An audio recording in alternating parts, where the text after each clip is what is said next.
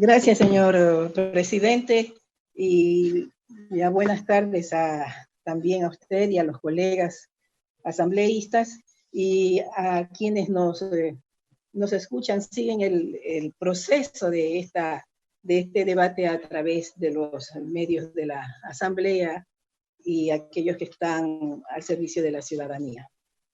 Quiero señalar, señor presidente y colegas, que en efecto es como llover sobre mojado decir que estamos viviendo una situación sumamente especial, una situación especialmente difícil y dolorosa, pero que asimismo, a pesar de todo esto, no se ha dejado de sentir y de escuchar el peso de las actitudes negativas, de espíritus que ni siquiera por este doloroso episodio de la humanidad y de la patria, se detienen ante la calumnia y la mentira. A propósito de este tema y del debate de esta ley, que nosotros dijimos desde el primer momento que eran leyes que no tenían razón de ser, que esta ley llamada de apoyo humanitario no tenía nada de humanitario, que dejaba recaer el mayor peso de la contribución sobre la ciudadanía, sobre los trabajadores, los servidores públicos, los pequeños trabajadores y autónomos, y que el 30% recaía únicamente sobre aquellos que más tenían. Dijimos que trabajaríamos pese a todo de manera propositiva, es decir, pese a la consideración de que esta ley, al menos que estamos discutiendo hoy, tenía un 80% de negatividad. Nos propusimos trabajar para que esta fuese de tal manera estructurada que se cambiara esa relación y que el pueblo ecuatoriano y que los trabajadores, los servidores públicos, esa clase media empobrecida con la que parece que se ha ensañado de manera especial este gobierno, no tuvieran que cargar sobre sus hombros el peso de esta crisis.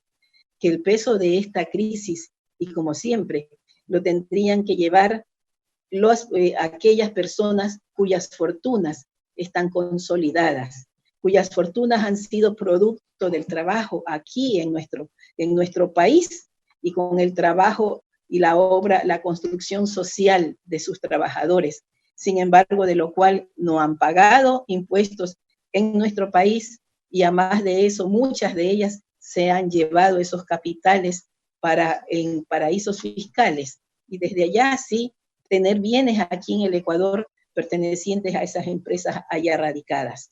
Por eso propusimos que había que cobrarles ese 2% a estos sectores y que además habría que considerar también los temas de sus propiedades en firme.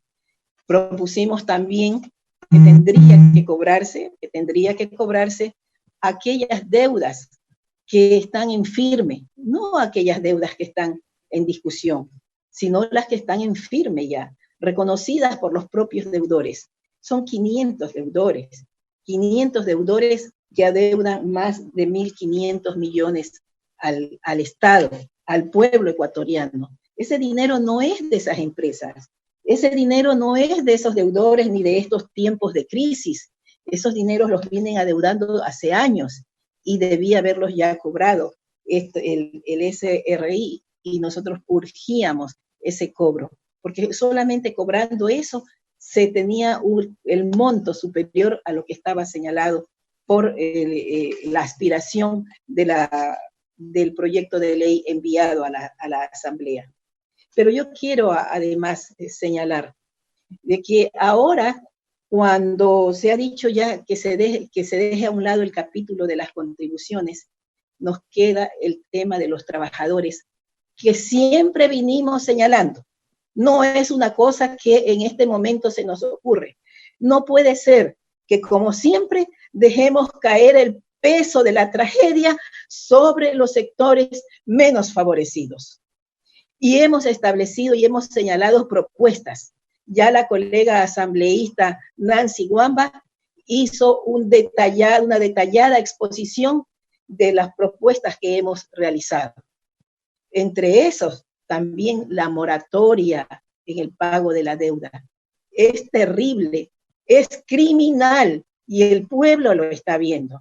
Es criminal que durante esta pandemia se hayan pagado valores a organismos internacionales y sobre todo a deudores privados con el pago de los bonos, cuando también se nos engañó al país y se dijo que no se había pagado ni intereses, habiendo pagado capital e intereses, que tiene que ser esto investigado.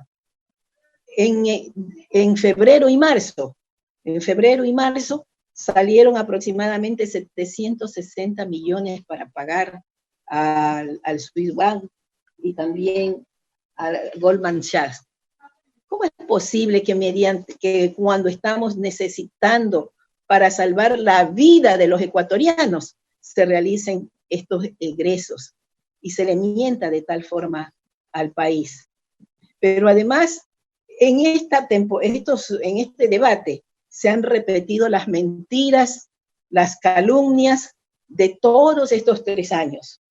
Durante estos 3 años de este gobierno se ha pretendido hacer creer al país y sobre todo seguramente a las generaciones más jóvenes que el país antes de la Revolución Ciudadana era un paraíso, cuando solamente para nombrar el gobierno de Osvaldo Hurtado de 1981 al 84 cometió uno de los actos más atroces que ha pesado en la historia del Ecuador. Ese gobierno que era el gobierno también del difunto doctor Julio César Trujillo, cuando sucretizó la deuda de empresas privadas, que es como siempre diciendo que para dar empleo, se endeudaron en dólares, que costaban en ese tiempo $25, y que cuando tuvieron que pagar estaban a 30 y 35.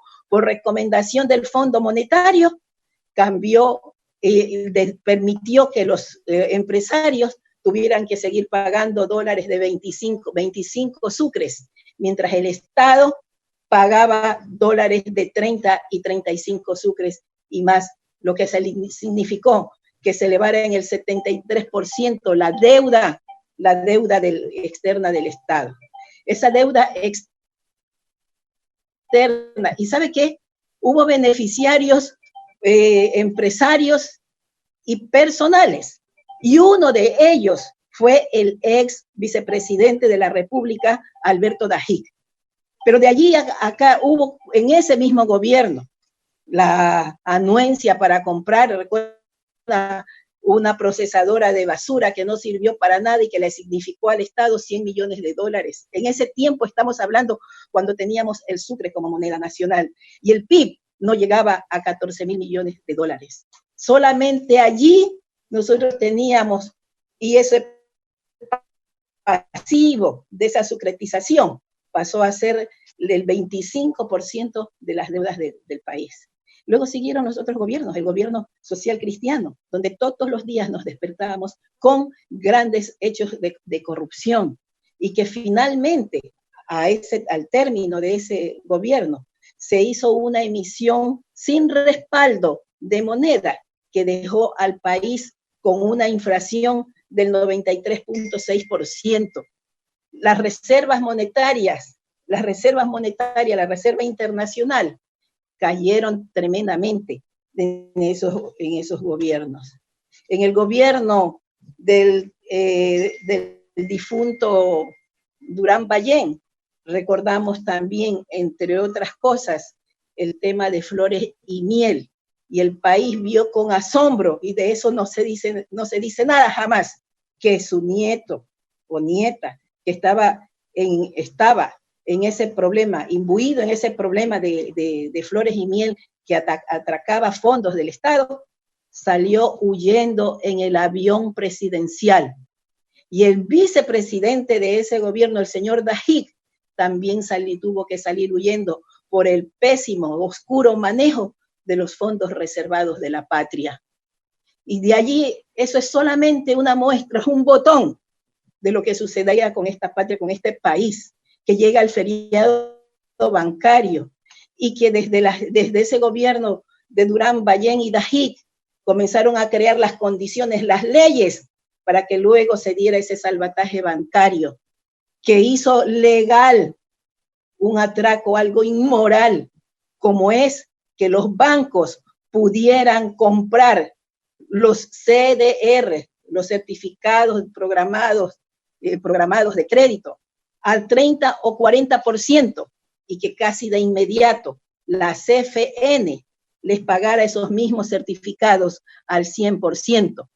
Datos oficiales señalan que uno de los grandes beneficiarios de esta acción, que pudo haber sido legal por quienes en el Congreso de ese entonces hacían las leyes, era un acto inmoral, ilegítimo, de haberse apropiado y de haber hecho una fortuna de 30 millones de dólares en ese tiempo, que encima de otra cosa, el Banco de Guayaquil los puso en las cuentas offshore. Así que ahora no nos vengan a nosotros ni ahora ni nunca a contarnos historias también de bondades, porque preferible hubiese sido que en lugar de que ahora se pudiera entregar algunas cosas, mascarillas, etcétera, no le hubiesen robado a esos pobres hombres y mujeres que con tanto sacrificio habían metido sus dineros en los bancos, que les dieron esos certificados y que tuvieron que ver reducido al 30 y al 40% el recurso de toda su vida. Y así, eso es lo que se ha querido ocultar en estos 3 años, tirándole lodo a la obra y al gobierno de la Revolución Ciudadana. Hablando también de que es culpa del gobierno de la Revolución Ciudadana lo que ahora sucede. Hablando del endeudamiento, el endeudamiento, señores, que ustedes dijeron y a veces suelen decir, de 60.000 millones de dólares. El Banco Central de ahora señaló que en 2016 y primeros meses del 2017, la deuda del gobierno de la Revolución Ciudadana era de 26.000 millones 600 y algo más dólares. Y que la deuda consolidada, buscando tantas cosas para hacer todo mayor, no llegaba o llegaba máximo a 30.000 millones, es decir, dentro de lo estipulado por la Constitución. Dicen que fue este gobierno, el gobierno que desendeudó el país en el 2008, el 2009, ¿no? Y años siguientes, solo que en el 2016 quieren olvidar la enorme tragedia del terremoto del 16 de abril, de las inundaciones y todas aquellos fenómenos naturales que causaron graves problemas en el país, de la disminución del precio del barril del petróleo, porque no fueron los 10 años de nuestro gobierno que el precio del barril de petróleo estuvo elevado. La disminución a $23 llegó el precio del barril del petróleo en el 2016. Y además la apreciación del dólar. Sin embargo, el presidente Rafael Correa supo manejar adecuadamente esa situación, al punto que el señor Alejandro Werner, el representante del hemisferio occidental del Fondo Monetario Internacional, en junio del 2017 señaló que el hecho de que no estemos de que el señor Rafael Correa no esté de acuerdo con las políticas del Fondo Monetario Internacional no quiere decir que él no supo hacer un manejo excelente en su periodo de la política económica. Eso lo dijo el representante del Fondo Monetario Internacional en junio de 2017, cuando Ecuador había quedado con una tasa de crecimiento del 3%, que luego, al aplicar las políticas neoliberales que este gobierno asumió, ha ido desmejorando este país, pese a que del 2017 al 2018, expresado por el mismo señor ex ministro de Energías y Recursos Naturales No Renovables, el ingeniero García, el ingeniero Pérez García, señaló que en ese periodo habían tenido un superávit de 1.000 millones porque el precio del barril del petróleo había estado por encima de lo calculado en el presupuesto. Estas y otras cosas, y olvidan también que el señor Rafael Correa, doctor en economía, fue considerado por la ONU el mejor presidente del mundo, porque haber sido el que mejor supo distribuir los recursos del petróleo. Él logró rebajar en 5 puntos la pobreza, y en los quintiles más pobres de la población, del 3.7 al 2.2 rebajó la pobreza. Y vienen a hablarnos de que dejó un país en crisis, de que no hay los fondos, de que por culpa de él, que no hay los ahorros. El mismo señor Werner, en el mes de marzo de este año, dijo que entre los 4 países de la región que estaban en mejores condiciones de hacer frente a esta pandemia por la infraestructura, estaba Ecuador. ¿O es que con los recursos que quedaban pensaban recién en ese momento empezar a construir los hospitales? Le pido por favor ya vaya finalizando con su intervención, si es tan amable. Sí, señor presidente. Lo que pasa es que todos estos días han estado hablando de todos estos temas y de la corrupción, y diciendo que se cogieron la plata en el terremoto del 16A. Gracias a la ley de solidaridad, específicamente se recibieron 1.555 millones. Con algunas otras entregas solidarias desde afuera se llegó a 2.800 y algo más. Pero debo decirles que en 72 horas se atendieron más de 4.700 personas heridas, enfermas, cuando se dio el terremoto. Se atendieron inmediatamente en 3 días la restitución de los servicios básicos en muchísimas partes. Cuando hubo el huracán en Puerto Rico, más de 1 año a 2 años, y ni siquiera en algunos sectores habían restituido estos servicios.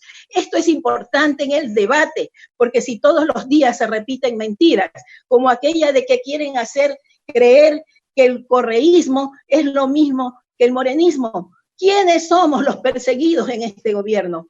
¿Acaso esa unidad, esa mayoría? Asambleísta Rivadeneira, muy gentil, muchísimas gracias por su exposición. Unos minutos, por favor.